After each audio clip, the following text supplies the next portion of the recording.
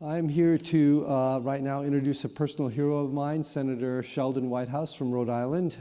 He was a state's attorney and then an attorney general for the state before becoming the senator in 2007. He is the most prominent voice on climate change in the U.S. Senate.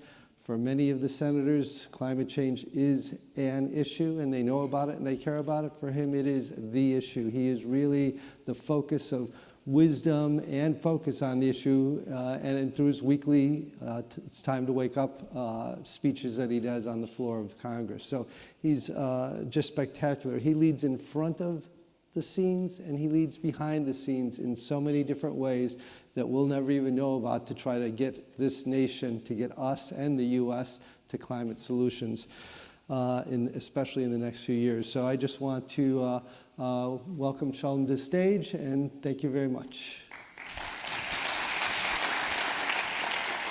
Thank you, Bob. Thank you, Bob, and good morning, everybody. How are you? It is great to be with you.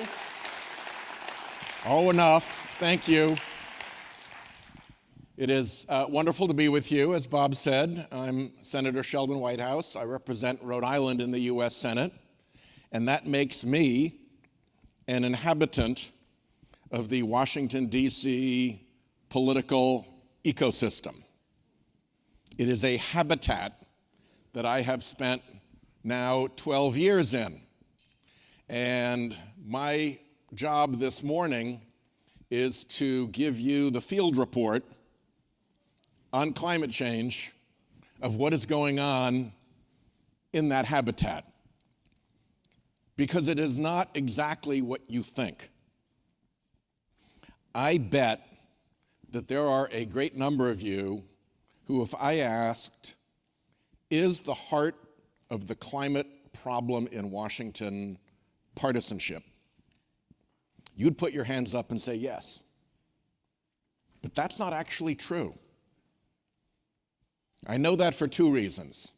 I know that because of the private conversations that I have with Republican colleagues who want a solution to climate change and are embarrassed at the position of their party, but who don't feel that they have a safe place to, if you want to say, come out on climate without suffering enormous political retribution. So the will and the understanding among many of my colleagues, it's actually there. And if you don't trust my experience, you can actually go and look at some more objective data. A timeline. I came to the Senate and was sworn in January of 2007. And in 2007, and in 2008, and in 2009, over and over again, I saw bipartisanship on climate change. I think there were 5, if I count right, bipartisan climate bills, big ones. There were bipartisan climate hearings. There were bipartisan climate conversations. So we've actually had the experience of bipartisanship on climate. Something happened in January of 2010 that stopped that bipartisanship like a heart attack. And since then, we've been like in an EKG flatline in which the bipartisanship has died. What happened in January of 2010 that changed this? Citizens United. The Supreme Court, I think at the request of the fossil fuel industry and with the fossil fuels industry's expectation that they would get a win on this, said big special interests can now spend unlimited amounts of money in American politics. And they went to work like that, the fossil fuel industry did. Nobody's taken advantage of Citizens United more than the fossil fuel industry, like that. And their political weaponry went from muskets to artillery. And they figured out right away how they could hide that it was them, so they could run that spending through dark money channels. So now you get these cockamamie groups with names like Americans for Peace and Puppies and Prosperity that show up to tell you that the person that you were thinking of voting for is a complete rat, hates jobs, hates America, and hates peace and puppies and prosperity. And you don't know who's behind it. But 9 times out of 10, I will bet you it is the fossil fuel industry who's behind all that nonsense. If you doubt the power of this group, ask a former congressman named Bob Inglis, an extremely conservative Republican congressman who had a bit of an epiphany and also was provoked by his children to understand that actually the science is legit on this, and we really have huge stakes, and we've got to do something about it. And he was immediately cratered by the kind of numbers that it usually takes an indictment to produce in my line of work in his next primary. So what Citizens United did was 3 things. It did the thing that it obviously did, which is to allow huge special interests to spend unlimited amounts of money in politics. It did what it said it wasn't going to do, but in fact actually did, which is allow enormous amounts of that money to be spent anonymously behind these shell corporations, front groups, donor-advised trusts, 501c4s. There's a whole apparatus of obscuring whose hand it is that operates now. So not only was it unlimited money, it became unlimited dark money. And then the third piece is, and this is pretty logical, if the law allows you to do something, like spend unlimited money, spend unlimited dark money, what else does it naturally, necessarily, logically, inevitably allow you to do? It allows you to threaten to do that thing that you can do, to threaten or promise to do that thing. And of course, the great thing about succeeding at getting your way politically with that threat or that promise is you don't even have to spend the money. So you very rarely actually see the ad that says, we're ExxonMobil, we're mad as hell at Sheldon Whitehouse because he's always in our face, vote against the little son of a gun. You more likely see the dark money Americans for Peace and Puppies and Prosperity saying Sheldon Whitehouse is a rat who hates Americans and peace and puppies and prosperity. But at least you see that. And it's weird, and it's creepy, and it's not attributable, but it's there. And from time to time, clever researchers, persistent journalists, and very clever investigative workers can figure out who's behind that. But that threat, that promise, that never shows up on any radar screen. But you put that array of weaponry together, and then they did something very clever, these guys. They focused it entirely on the Republican Party. They said, we are going to take over this party. We are going to extinguish in this party any bipartisanship on climate change. Saved them a lot of trouble, because they were going to have a lot of trouble with Democrats likely anyway. It also masked what is going on as partisanship. It masked what is going on as partisanship, because it looks that way until you look under the hood. In fact, what it is the oldest game in politics. The Roman Senate, I'm sure, had people standing outside offering emoluments and bribes and political support and jobs for the idiot nephew and whatever else it is that is the currency of legislative manipulation. This has gone on forever. That's what this is. They just directed it at one half of our political system. So that's the problem. And that means there is a solution, because much of what they're doing comes through 4 groups. It comes through Americans for Prosperity, which is the Koch brothers front group. I don't think we can do a lot about them. The Koch brothers are pretty determined about this stuff, and they are a fossil fuel industry. They are the refiners and the transporters and the manufacturers. They're a big threat. Then there's the American Petroleum Institute, which, as you know by its name, is not going to get very far from the fossil fuel industry. But two others are kind of weird. One is the National Association of Manufacturers. Why would the National Association of Manufacturers be so resolutely anti-climate action when so much of the construction of our new clean energy economy is going to be manufacturing? They're not very clear about their funding, but I think it's pretty clear that there's a fossil fuel interest behind it.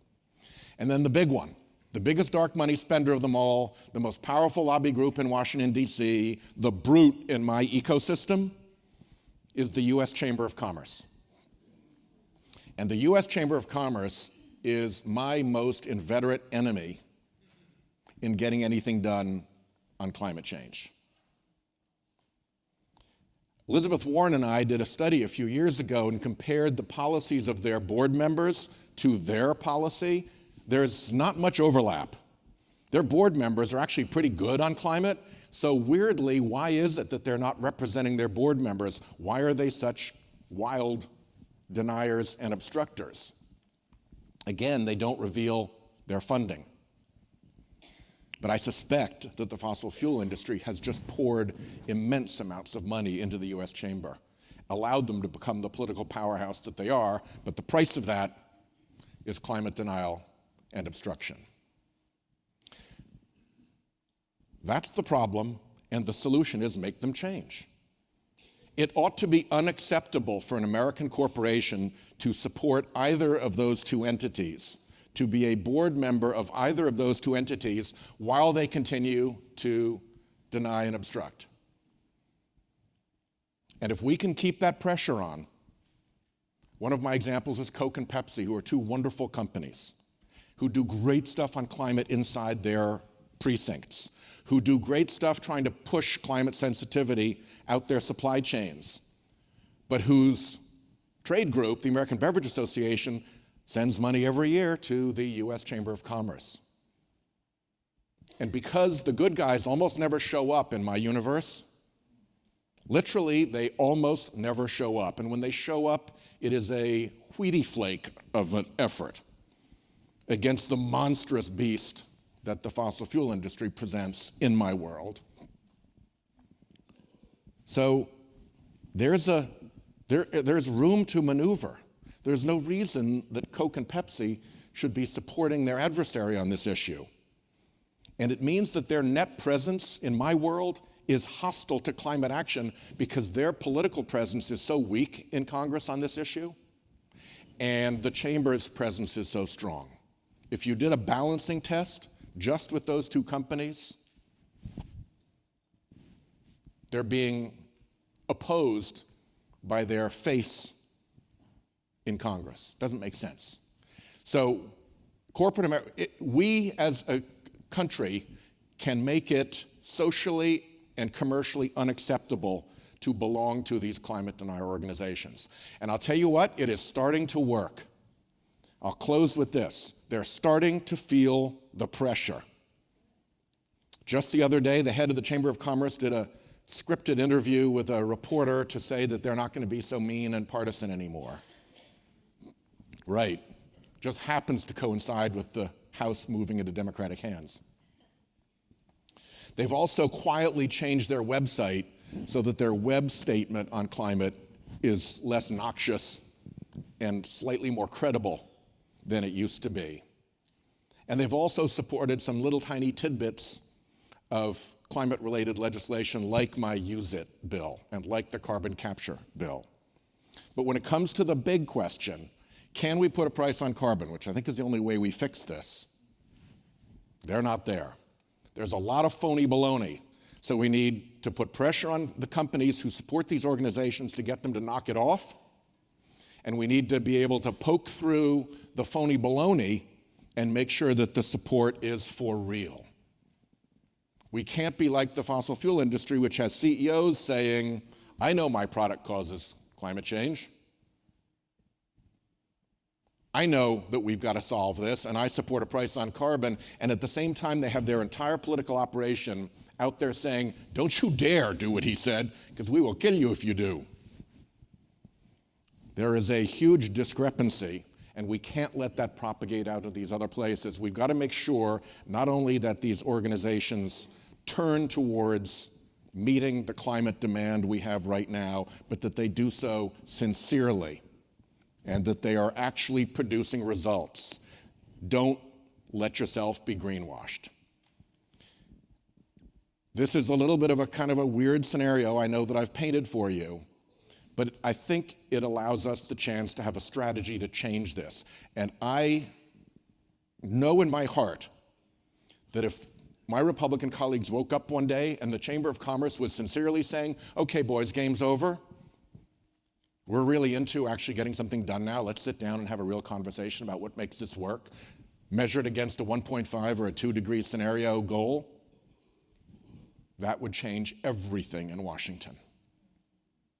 I'm from New England.